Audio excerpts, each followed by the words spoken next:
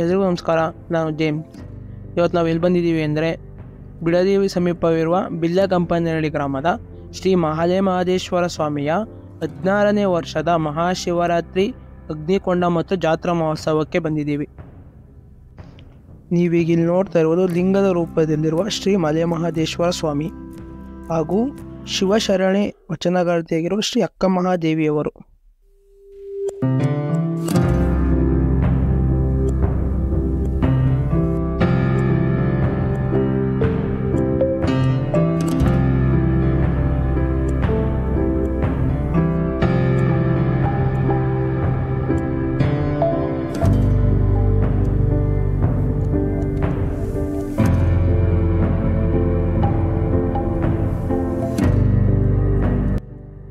ಈಗ ದೇವರ ದರ್ಶನ ಪಡೆದ್ರೆ ಈ ಜಾತ್ರೆ 2 ದಿನಗಳ ಕಾಲ ನಡೆಯುತ್ತೆ.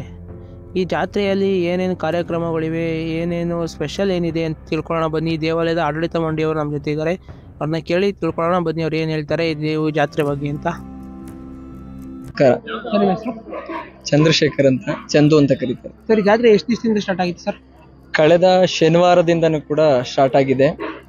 2ನೇ ತಾರೀಕು ಮಾರ್ಚ್ ತಿಂಗಳಿಂದನೂ ಕೂಡ ಸ್ಟಾರ್ಟ್ ಆಗುತ್ತೆ. ಮೊದಲ ಪ್ರಮುಖವಾಗಿ ತಾರೆಮರ ಪೂಜೆ ಆಗುತ್ತೆ.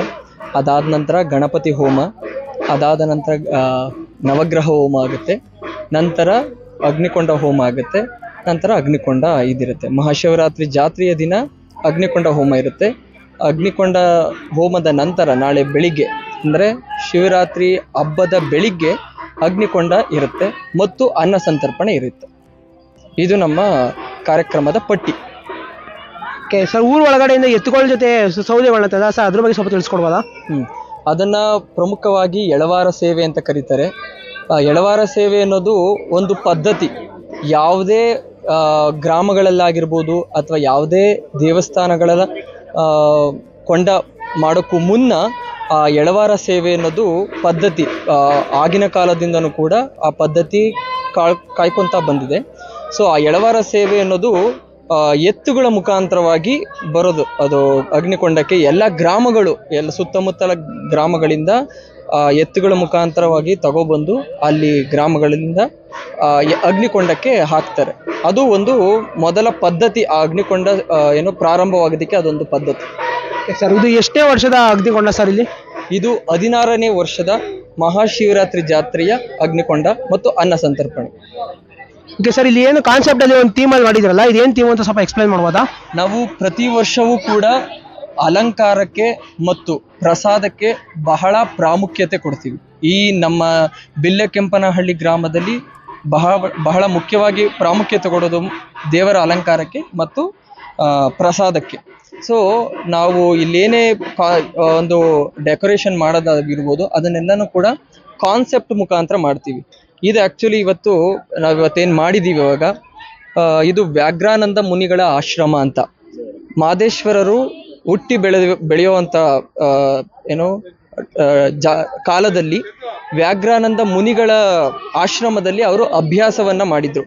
ಆ ಅಭ್ಯಾಸವನ್ನು ಮಾಡೋದಕ್ಕ ಟೈಮಲ್ಲಿ ಅದಕ್ಕೆಲ್ಲ ಗುರುಕುಲ ಅಂತ ಕರೀತಾರೆ. ನಾವು ಹಿಂದೆ ಎಲ್ಲ ಇವಾಗ ಏನು ನಾವು ಸ್ಕೂಲ್ ಅಂತ ಕರಿತೀವೋ ಅದನ್ನೆಲ್ಲ ಗುರುಕುಲ ಅಂತ ಮೊದಲು ಕರಿತಾ ಇದ್ರು. ಗುರುಕುಲ ಅನ್ನೋದು ಪದ್ಧತಿ ಯಾವ ತರ ಬರುತ್ತೆ ಅಂತಂದ್ರೆ, ಒಂದು ಹಳ್ಳಿ ಮರ ಆಗಿರ್ಬೋದು, ಯಾವ್ದಾದ್ರು ಒಂದು ಮರದ ವೃಕ್ಷದ ಕೆಳಗಡೆ ಋಷಿ ಮುನಿಗಳು ಎಲ್ಲ ಸುತ್ತ ಕೂರಿಸ್ಕೊಂಡು ಚಿಕ್ಕ ಮಕ್ಕಳನ್ನ ಕೂರಿಸ್ಕೊಂಡು ಅವರಿಗೆ ವಿದ್ಯಾಭ್ಯಾಸವನ್ನ ಹೇಳ್ಕೊಂಡು ಕೊಡ್ತಾ ಇರುವಂತ ಪದ್ಧತಿ. ಅದಕ್ಕೆ ಗುರುಕುಲ ಪದ್ಧತಿ ಅಂತ ಕರೀತಾರೆ. ಮೊದಲೆಲ್ಲ ಅದು ತುಂಬಾ ಬಹಳ ಪ್ರಾಮುಖ್ಯತೆಯನ್ನ ಹೊಂದಿರತಕ್ಕಂಥದ್ದು. ಅದನ್ನ ಒಂದು ಥೀಮ್ ಆಗಿ ಇಟ್ಕೊಂಡು ಇದನ್ನ ಮಾಡಿರುವಂಥದ್ದು. ಇದು ವ್ಯಾಘ್ರಾನಂದ ಮುನಿಗಳ ಆಶ್ರಮ. ಮಾದೇಶ್ವರರು ಕೂಡ ಆ ವ್ಯಾಘ್ರಾನಂದ ಮುನಿಗಳ ಆಶ್ರಮದಲ್ಲಿ ಬೆಳೆದಿರ್ತಕ್ಕಂಥದ್ದು. ಅದಕ್ಕೋಸ್ಕರ ಅದೊಂದು ಥೀಮ್ ಇಟ್ಕೊಂಡು ಮಾಡಿದ್ದೀವಿ. Okay sir. ನಾಳೆ ಅಗ್ನಿಕೊಂಡ ಎಷ್ಟು ಗಂಟೆಗೆ ಪ್ರಾರಂಭವಾಗುತ್ತೆ? ನಾಳೆ ಬೆಳಿಗ್ಗೆ, ಎಲ್ಲ ವರ್ಷವೂ ಕೂಡ ಶಿವರಾತ್ರಿ ಆದ ಬೆಳಿಗ್ಗೆ, ಶಿವರಾತ್ರಿ ಇವತ್ತಿರುತ್ತೆ ಅಂತ ಅಂದ್ರೆ ಅವತ್ತಿನ ಮಾರನೇ ದಿನಕ್ಕೆ ನಾವು ಅಗ್ನಿಕೊಂಡ ಮಹೋತ್ಸವ ಮತ್ತು ಅನ್ನ ಸಂತರ್ಪಣೆ ನಾವು ಹೆಚ್ಚಿನ ಮಟ್ಟದಲ್ಲಿ ಮಾಡ್ತಕ್ಕಂಥದ್ದು.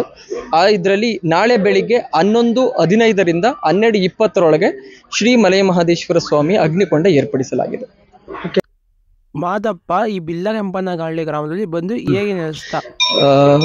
ಮೊದಲ ಪ್ರಾಮುಖ್ಯತೆಯಾಗಿ ಹೇಳೋದಾದ್ರೆ, ಮುಖ್ಯವಾಗಿ ನಮ್ಮ ತಾತನವರು ನರಸಿಂಹಯ್ಯನವರು ಮೊದಲು ಸೋಮನಹಳ್ಳಿಗೆ ಮೊದಲೆಲ್ಲ ಹೋಗ್ತಾ ಇದ್ರು, ಅಲ್ಲಿ ಮಾದಪ್ಪನ ಪೂಜೆ ಮಾಡ್ತಾ ಇದ್ರು. ತದನಂತರ ಇಲ್ಲೇ ಒಂದು ಹುತ್ತದ ರೂಪದಲ್ಲಿ ಮಾದೇಶ್ವರರು ಕಾಣಿಸ್ಕೊಂಡ್ರು. ಆ ಹುತ್ತದಲ್ಲಿ 5 ಎಡೆ ಸರ್ಪ ಆಗಿರ್ಬೋದು, 7 ಎಡೆ ಸರ್ಪದಿಂದ ಅವ್ರಿಗೆ ಒಂದು ಕನಸಿನಲ್ಲಿ ತೋರಿಸಿರೋದ್ರಿಂದ ಅಲ್ಲಿ ಒಂದು ದೇವಸ್ಥಾನ ಕಟ್ಟೋದಿಕ್ಕೆ ಒಂದು ಪ್ರಾಮುಖ್ಯತೆ ಕೊಟ್ಟು ಅವ್ರಿಗೊಂದು ಏನು ಕನಸಿನಲ್ಲಿ ತೋರಿಸಿದ್ರು. ಅದಾದ ನಂತರ ಅವರು ಇಲ್ಲಿ ಒಂದು ದೇವಸ್ಥಾನವನ್ನು ಕಟ್ಟಬೇಕು ಅನ್ನೋದು ಅವರ ಮನದಲ್ಲಿ ಬಂದು ಸ್ಟಾರ್ಟ್ ಮಾಡತಕ್ಕಂಥ ಮಾದಪ್ಪ ಬಂದು ಇಲ್ಲಿ ನೆಲೆಸೋದಕ್ಕೆ ಸ್ಟಾರ್ಟ್ ಮಾಡಿದ್ದು. ಇಂದಿಗೆ 17 ವರ್ಷ ಆಗತ್ತೆ. ಅಗ್ನಿಕೊಂಡಾಗಿ ಮೊದಲ ವರ್ಷ ಪ್ರತಿಷ್ಠಾಪನೆ ಆಗುತ್ತೆ. ಪ್ರತಿಷ್ಠಾಪನೆ ಎಲ್ಲವೂ ಕೂಡ 41 ದಿನಗಳ ಕಾಲ ಎಲ್ಲ ವಿಗ್ರಹಗಳು ಕೂಡ ಪ್ರತಿಷ್ಠಾಪನೆ ಮಾಡೋದಕ್ಕೂ ಮುಂಚೆ ಗಂಗೆಲಿ ಇಟ್ಟಿರೋದಾಗಿರ್ಬೋದು, ಮತ್ತೆ ಪತ್ರೆಯಲ್ಲಿ ಇಟ್ಟಿರೋದಾಗಿರ್ಬೋದು, ಎಲ್ಲನೂ ಕೂಡ ಶಾಸ್ತ್ರೋಕ್ತವಾಗಿ ನಡೆದು ಪ್ರತಿಷ್ಠಾಪನೆ ಆಗಿತ್ತು ಮೊದಲ ವರ್ಷ. ಇಂದಿಗೆ ಅದಾದ ಮುಂದಿನ ವರ್ಷದಿಂದ ಅಗ್ನಿಕೊಂಡ ಪ್ರಾರಂಭವಾಗಿತ್ತು. ಇಂದಿಗೆ 17 ವರ್ಷ ಆಗುತ್ತೆ. 16 ವರ್ಷದ ಕಾಲ ಕೊಂಡ ಆಗಿದೆ ಅಗ್ನಿಕೊಂಡ. ಪ್ರಸಾದ ಪ್ರಾಮುಖ್ಯತೆ ಮತ್ತು ಅದರ ಏನು ವಿಶಿಷ್ಟತೆ ಏನು ಅಂತ ಇಲ್ಲಿ ಬಿಲ್ಕೆಂಪನಹಳ್ಳಿ ಗ್ರಾಮದಲ್ಲಿ ನಮ್ಮಲ್ಲಿ ನಾವು ಮೊದಲ ವರ್ಷದಿಂದವೂ ಕೂಡ ಒಂದೇ ರೀತಿಯ ಪ್ರಸಾದವನ್ನ ಹಾಕೋದು. ಯಾಕೆಂದ್ರೆ ಇಲ್ಲಿನ ಹಳ್ಳಿ ಗ್ರಾಮದಲ್ಲಿ ಎಲ್ಲರೂ ಕೂಡ ಮುದ್ದೆಗೆ ಪ್ರಾಮುಖ್ಯತೆಯನ್ನ ಕೊಡ್ತಾರೆ. ಆ ಮುದ್ದೆಗೆ ಪ್ರಾಮುಖ್ಯತೆ ಕೊಡೋದ್ರ ಜೊತೆಗೆ ಆ ಮುದ್ದೆ ಮಾಡಿ ಬಡಿಸೋದು ಬಹಳ ಕಷ್ಟಕರವಾದ ಇದು. ಯಾಕೆಂದ್ರೆ ನೀವೆಲ್ಲರೂ ಕೂಡ ನೋಡಿರ್ಬೋದು, ಪ್ಲೇಟ್ಗಳಲ್ಲಿ ಮೊಸರನ್ನ ಚಿತ್ರಾನ್ನ ಹಾಕೊಂಡು ಕೊಡೋದು ತುಂಬಾ ಈಸಿ ಕೆಲಸ ಅದು. ಓಕೆನಾ? ಇದು ಮುದ್ದೆ ಕಟ್ಟೋದು ಒಂದ್ ಸ್ವಲ್ಪ ನಾವು ಮನೆಗಳಲ್ಲಿ 5 ಜನಕ್ಕೆ ಮುದ್ದೆ ಮಾಡೋದೇ ಕಷ್ಟ. ಇಲ್ಲಿ ನಾವು 15ರಿಂದ 20,000 ಜನಕ್ಕೆ ಮುದ್ದೆ ಮಾಡಿ ಅದಕ್ಕೆ ಕಾಳು ಸಾಂಬಾರ್ ಅಂತ ಮಾಡ್ತೀವಿ. ಆ ಕಾಳು ಸಾಂಬಾರ್ನ ನಾವು ಯಾವ ಮುಖಾಂತರ ಮಾಡ್ತೀವಿ ಅಂತ ಅಂದ್ರೆ, ಪ್ರತಿ ಮನೆಗಳಲ್ಲೂ ನಮ್ಮ ಸುತ್ತಮುತ್ತಲ ಗ್ರಾಮಗಳಿಂದ ಪ್ರತಿ ಮನೆಗಳಲ್ಲೂ ಭಿಕ್ಷಾಟನೆ ಮಾಡಿ ಆ ಭಿಕ್ಷೆಯಲ್ಲಿ ಬಂದತಕ್ಕಂಥ ಏನು ಧಾನ್ಯಗಳನ್ನ ಯೂಸ್ ಮಾಡಿ ನಾವು ಅದು ಸಾರುಗಳನ್ನ ಮಾಡುವಂಥದ್ದು, ಏನೋ ವಿಶಿಷ್ಟವಾದ ಸಾಂಬಾರನ್ನ ಮಾಡುವಂಥದ್ದು. ಅದು ಈ ನಮ್ಮ ದೇವಸ್ಥಾನದಲ್ಲಿ ಅದು ಬಹಳ ಪ್ರಾಮುಖ್ಯತೆಯನ್ನು ಹೊಂದಿದೆ. ತುಂಬಾ ಚೆನ್ನಾಗಿರುತ್ತೆ ಕೂಡ. ಎಲ್ಲಾ ಭಕ್ತಾದಿಗಳು ಕೂಡ ಅದನ್ನ ಇಷ್ಟಪಟ್ಟು ತಿಂತಾರೆ. ಅದಕ್ಕೋಸ್ಕರನೇ ಬಂದು ತಿಂತಾರೆ.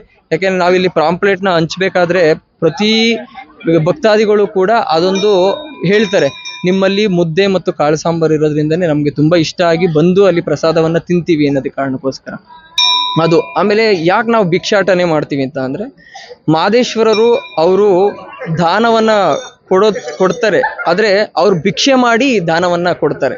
ಯಾವತ್ತಿದ್ರು ಕೂಡ ಅವ್ರು ಭಿಕ್ಷೆ ಮಾಡೇ ಅವ್ರಿಗೆ ಪ್ರಸಾದವನ್ನ ಮಾಡಬೇಕು ಅನ್ನೋದು ಮಾದೇಶ್ವರರ ಒಂದು ಏನೋ ಅವ್ರ ಉದ್ದೇಶ.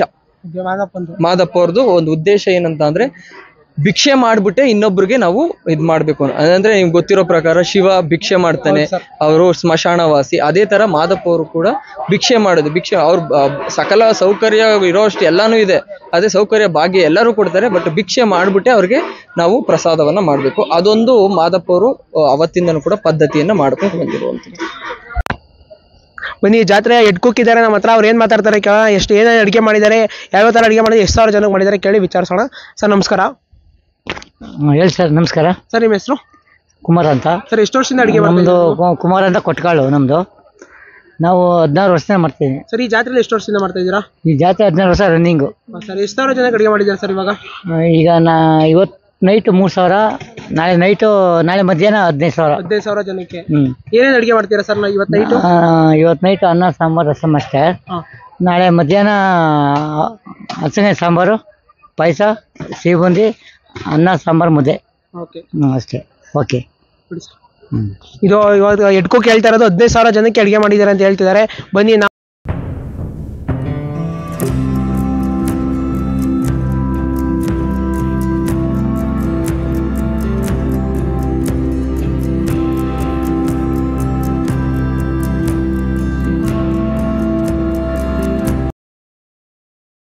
ಜಾತ್ರೆಯ ಪ್ರಮುಖ ಆಕರ್ಷಣೆ ಆಗಿರುವ ಹಳ್ಳಿಕಾರು ಎತ್ತುಗಳಿವೆ, ಅದ್ರ ಬಗ್ಗೆ ತಿಳ್ಕೊಳ್ಳೋಣ. ಅದ್ರ ವಿಶೇಷತೆ ಏನು ಅಂತ ಕೇಳೋಣ. ಅದು ಮಾಲೀಕ ನಮ್ಮ ಹತ್ರ ಇದ್ದಾರೆ. ಸರ್ ನಮಸ್ಕಾರ. ನಿಮ್ಮ ಹೆಸರು ಸರ್? ನಾಗೇಶ್ ಅಂತ. ಸರ್, ಈ ಓರಿಗಳು ಏನ್ ತಂದಿರಾ ಸ್ವಲ್ಪ ಅದ್ರ ಬಗ್ಗೆ ಹೇಳ್ಬೋದಾ? ಓರಿಗಳು ಹಳ್ಳಿಕಾರು ಓರಿ ತಳಿ ಉಳಿಸ್ಬೇಕು ಅಂತ ತರಿಸಿರೋದು. ನಮ್ಮ ಫ್ರೆಂಡ್ ಅವು ನಮ್ಮವಲ್ಲ. ಇದು ಚಿಕ್ಕಣ್ಣ ಟೆಂಟ್ ಹೌಸು ಇದ್ರವ್ರು ಅವರು ಹನುಮಂತಣ್ಣ ಅಂತ ಅವ್ರ ಹತ್ರ ತರಿಸಿರೋದು. ಬಟ್ ಹಳ್ಳಿ ಕಾರು ಓರಿ ಉಳಿಸಿ ಬೆಳೆಸ್ಬೇಕು ಅಂತ ನಾವು ಅವ್ರ ಹತ್ರ ತರಿಸಿರೋದು. ನಮ್ಮ ತಾತಾರು ನಮ್ಮ ಅಪ್ಪರು ಎಲ್ಲ ಹಿಂದೆ ಕಟ್ತಾ ಇದ್ರು. ನಾವು ಕಟ್ಟಕ್ ಆಗ್ತಾ ಇಲ್ಲ ಇವಾಗ. ನಾವು ಡ್ಯೂಟಿ ಅದು ಇದು ಕೆಲಸ ಇರೋದ್ರಿಂದ, ಇಲ್ಲೆಲ್ಲ ಇಂಡಸ್ಟ್ರಿಯಲ್ ಆಗಿರೋದ್ರಿಂದ, ಮೇಸಕ್ಕೆ ಮಾಡಕ್ಕೆ ಎಲ್ಲ ಮೇವಿಲ್ದಿರೋದ್ರಿಂದ ನಾವು ಕಟ್ಟಕ್ ಆಗ್ತಾ ಇಲ್ಲ. ಅದಕ್ಕೆ ನಮ್ಮ ಫ್ರೆಂಡ್ ಅವು ಕರೆಸಿ ಇಲ್ಲಿ ಹಳ್ಳಿ ಕಾರ್ ತಳಿ ಉಳಿಸಿ ಬೆಳೆಸ್ಬೇಕು ಅಂತ ತರಿಸಿದ್ದೀವಿ. ಇಲ್ಲಿ ಜಾತ್ರೆಯಲ್ಲಿ ಒಂದು ಹಳ್ಳಿ ಕಾರ್ ಜಾತ್ರೆ ಆಗಲಿ, ಒಂದು ಮದುವೆ ಆಗಲಿ ಕಟ್ಟಿ ಎಲ್ಲ ಮಾಡಿದ್ರೆ ಅವು ಇದು ಮಾಡೋಣ ಅಂತ ನಾವು ತರಿಸಿ ಮಾಡ್ತಾ ಇದ್ದೀವಿ. Thank you. ಇದಾಗಿತ್ತು ಇವ್ರು ಹೇಳ್ತಾ ಇರೋದು. ಹಳ್ಳಿ ಕಾರ್ನ ಉಳಿಸಿ ಬೆಳೆಸಿ ಅಂತ ಹೇಳ್ತಾರೆ. ಅದಕ್ಕೋಸ್ಕರ ಜನಗಳಿಗೆ ಹಳ್ಳಿ ಕಾರ್ ತಳಿ ಬಗ್ಗೆ ತಿಳಿಸೋಕೋಸ್ಕರ ಈ ಜಾತ್ರೆಯಲ್ಲಿ ಜನ ಸೇರೋದ್ರಿಂದ ಹಳ್ಳಿ ಕಾರ್ ಬಗ್ಗೆ ಗೊತ್ತಾಗ್ಲಿ ಅಂತ ಹಳ್ಳಿ ಕಾರ್ ತಳಿಗಳನ್ನ ತರಿಸಿ ಇಲ್ಲಿ ಪ್ರದರ್ಶನಕ್ಕೆ ಇಕ್ಕಿದ್ದಾರೆ. ಬನ್ನಿ, ಜಾತ್ರೆಗೆ ಬನ್ನಿ, ನೀವು ನೋಡ್ಕೊಂಡೋಗಿ. ವರ್ಷ ಮಿಸ್ ಮಾಡೋದು ದಯವಿಟ್ಟು ಬನ್ನಿ ಅಂತ ಕೇಳ್ಕೊತಾ ಇದ್ದೀನಿ. Thank you. ಇದಾಗಿತ್ತು ಮೊದಲನೇದ ಜಾತ್ರೆಯ ಕಾರ್ಯಕ್ರಮ. ಎರಡನೇದು ನಾಳೆ ಕಂಟಿನ್ಯೂ ಮಾಡ್ತೀನಿ. ಇದೇ ಥರ ವೀಡಿಯೋಗಾಗಿ ನಮ್ಮ ಪೇಜ್ನ ಲೈಕ್ ಮಾಡಿ, ಶೇರ್ ಮಾಡಿ, ಸಬ್ಸ್ಕ್ರೈಬ್ ಮಾಡಿ. Thank you.